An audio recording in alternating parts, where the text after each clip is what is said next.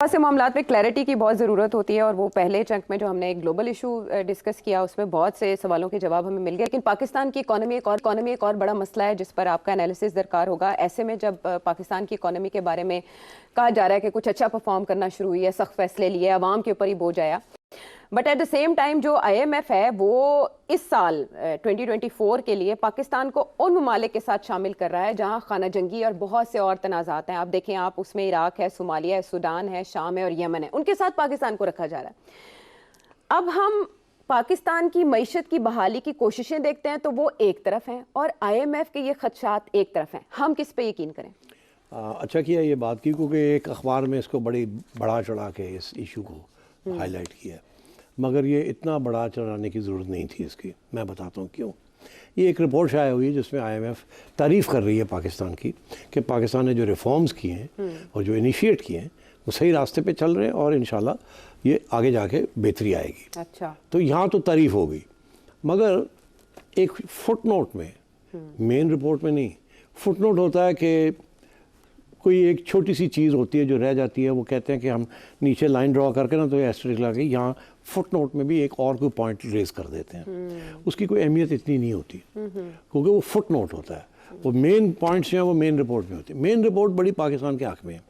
एक foot note में उन्होंने जिक्र कर दिया है कि दरअसल हमारी एक कैटेगरी है जिसके अंदर हम उन ममालिक को शामिल करते हैं जहाँ जंग की सूरत है, दहशतगर्दी है या जंग की सूरत है, जिसके साथ खाना जंगी है, जिसके साथ हम उन ममालिक को इमदाद देने के लिए तरीके और ढूंढने पड़ते हैं किस किस्म की इमदाद देनी है। अच्छा। या देनी है या नहीं देनी या कौन सी कंडीशंस लगानी है।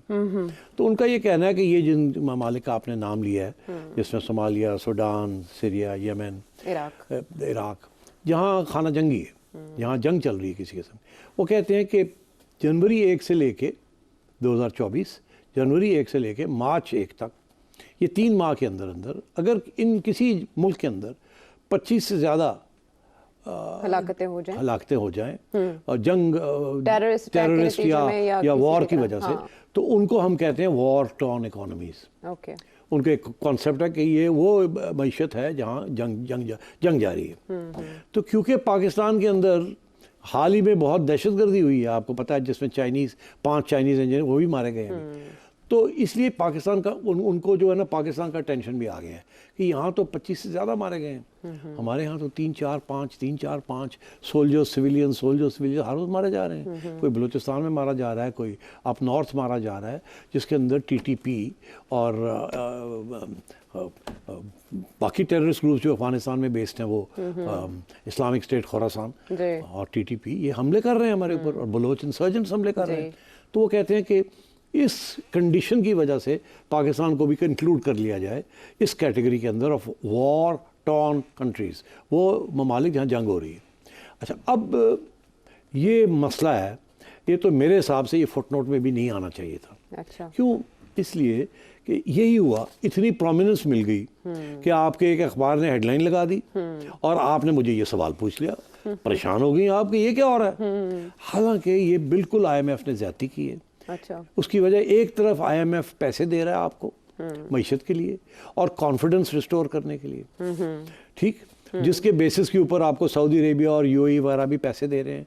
IMF दे रहा है तो वो दे रहे हैं। आप तो एक रीबिल्डिंग प्रोग्राम जा रहे हैं, आप तो पाकिस्तान को बेल आउट कर रहे हैं। ये वॉर टॉर्न इकोनॉमी तो है नहीं। आप जब इसको वॉर टॉर्न इकोनॉमी की कंडीशंस के अंदर डाल देते हैं तो फिर यहाँ इन्वेस्टमेंट कौन करेगा?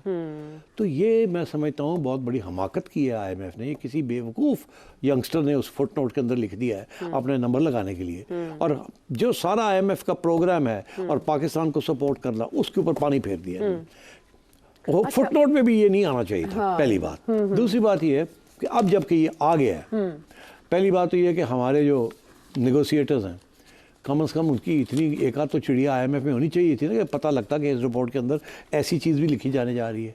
अगर उनको ये नहीं पता था तो पता करना चाहिए था कि ये रिपोर्ट जो आ रही है इसके अंदर कोई ऐसी चीज़ क्या देगी, क्या इसके अंदर कोई ऐसी चीज़ तो नहीं है जिससे गड़बड़ हो जाएगी। इनको कोई इल्म नहीं था, इन्होंने कोई इंटेलिजेंस गैदरिंग नहीं की। चले, इंटेलिजेंस गैदरिंग की, नहीं हुई, अब आ गया, अब क्या करें? अब तो अभी प्रोटेस्ट लॉन्च करनी चाहिए ना। अभी they have to take it up कि यार ये क्या आपने कर दिया है, we strongly object to this.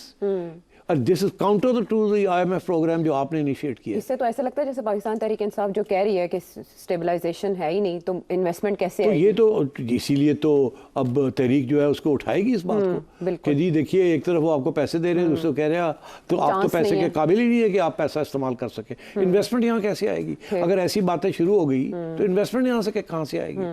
कौन इस वक्त इन्वेस्टमेंट करेगा सूडान में या इथियोपिया में या यमन में? ये Pakistan is not that case. तो इसलिए ये बड़ी ज्यादती की है IMF के किसी बच्चे ने और डाल दिया है। हो सकता है कि अब मैं इसमें कंस्पिरेसी थ्योरीज में नहीं जाता, मगर आजकल इंडियन अमेरिकन जो हैं बड़ी हर जगह में पहुंचे हुए हैं, इसको चेक किया जाए। मैं समझता हूँ वी शुड फाइंड आउट कि क्यों ये फुटनोट आया है और we should protest to the IMF कि ये फुटनोट जो है इसको रिमूव किया जाए इस रिपोर्ट से। ठीक है, this is very damaging to Pakistan even as a footnote. हाँ, अच्छा, वो जो वजारत ख़जाना के हुकाम की नाकिस हैंडलिंग का कह रहे हैं कि IMF के मामलात को उन्होंने नाकिस हैंडल किया, उस पर प्रोटेस्ट उनका लॉन्च करना बनता है, लेकिन आपने लॉन्च कर दिया है।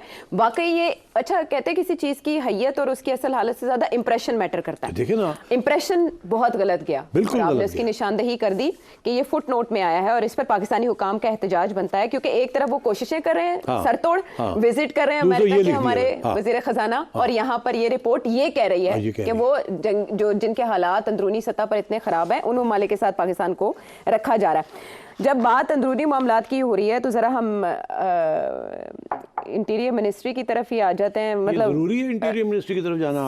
आपने मेरे तल्लुकात खराब कर दिए? नहीं बिल्कुल नहीं, ऐसे कोई इरादे, ऐसी कोई नीयत नहीं है। असल में इस्लामाबाद हाई कोर्ट में ये मामला सेठी साहब दोबारा उठा तो मुझे लगा कि आपसे ज़रूर पूछा जाना चाहिए कि आपने ही डिस्कस किया था, IG इस्लामाबाद रिमूव कर दिए गए थे। वो IG इस्लामाबाद जिनको इलेक्शन कमीशन के कहने पर भी रिमूव नहीं किया गया था, लेकिन जैसे ही हुकूमत बदली और हमारे वज़ीर दाखिला लगे तो फिर IG हो गए रिमूव और उनकी जगह नई अपॉइंटमेंट भी होगी। आपने बताया नई अपॉइंटमेंट हो गई। नई अपॉइंटमेंट पे अभी तक कोई आया नहीं और IG साहब ने भी यही कहा, नोटिफिकेशन इस्लामाबाद हाई कोर्ट के चीफ जस्टिस साहब ने ये कहा कि नोटिफिकेशन तक हो गया, तो फिर लग क्यों नहीं रहा? IG साहब क्यों नहीं आ रहे? 2 हफ्तों में रिपोर्ट मांगी है, लेकिन रिपोर्ट 2 दिनों में नहीं मांगी जानी चाहिए थी। देखिए मेरे ख्याल 2 हफ्ते तो हो गए हैं ऑलरेडी ना। हाँ, इस केस को उससे ज्यादा 3 हफ्ते हो चुके हैं। साहब ने एक IG मांगे कुछ और एक DG FIA मांगे और उन्होंने 2 हजरात को आइडेंटिफाई किया था पंजाब में। ठीक है, अच्छा। और एस्टैब्लिशमेंट डिवीजन ने इस्लामाबाद में ने फॉरेन नोटिफिकेशन इशू कर दिया कि इनको ट्रांसफ़र कर दिया जाए। तो हमने कहा ख़त्म होगी बात, मगर बात ख़त्म नहीं हुई। वो इसलिए नहीं ख़त्म हुई कि पंजाब हुकूमत कहती है कि हमारे अफसर आप यहाँ से ट्रांसफ़र कर रहे हैं, हमसे पूछ तो लेते। हमने भी कुछ प्लान्स बनाए हुए हैं, हम भी अच्छे अफसरों को रख के और काम लेना चाहते हैं उनसे, और हमने भी कुछ प्लान्स बनाए हुए हैं जिसके हमने आइडेंटिफाई किया है इसको। तो आप हमसे पूछे बगैर आपने IG ट्रांसफ़र कर दिया और ये कर दिया, ऐसे नहीं होता। इस लेवल के जो सिविल सर्वेंट्स को ट्रांसफ़र किया जाता है तो पूछ लिया जाता है दोनों दूसरी पार्टी के, जहाँ वो पहले पोस्टेड होते हैं, स्पेशली